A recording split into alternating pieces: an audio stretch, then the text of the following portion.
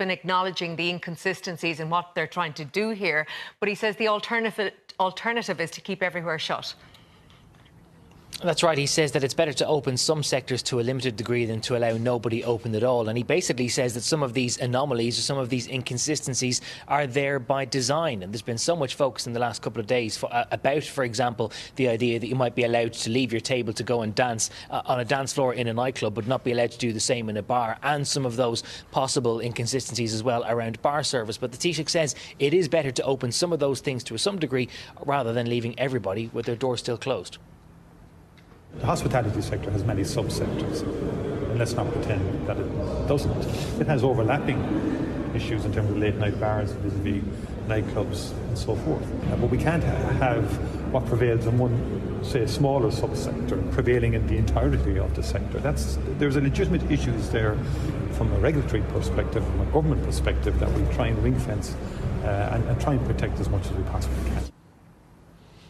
The Taoiseach has also been questioned about the broad principles of reopening to any degree, given what we have heard today from the HSE and some of the concerns there are around whether the country can sustain any higher levels of incidence. The Taoiseach says it is the right thing to do and that NPHET did advise that the country could continue to reopen cautiously, but he did warn that were it not for vaccinations, Ireland would once again be heading for lockdown given the current volume of cases.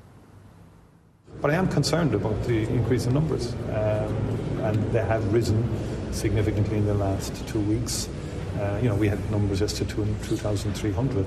Those are very high numbers that prior to the vaccination era would have necessitated a full lockdown.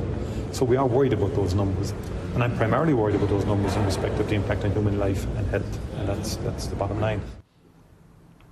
Now, the very fact that the Taoiseach was again commenting and defending the idea of there being slightly different treatment between different elements of the nightlife sector does imply perhaps that when we do see those guidelines, whenever they are published after that meeting with stakeholders, that there is going to be a certain level of discrimination where certain outlets will be allowed to do certain things and others will not. And the Taoiseach might perhaps find himself having to defend the idea that certain action is safe in one environment and maybe not in another. But he says rather to have it somewhere than nowhere at all.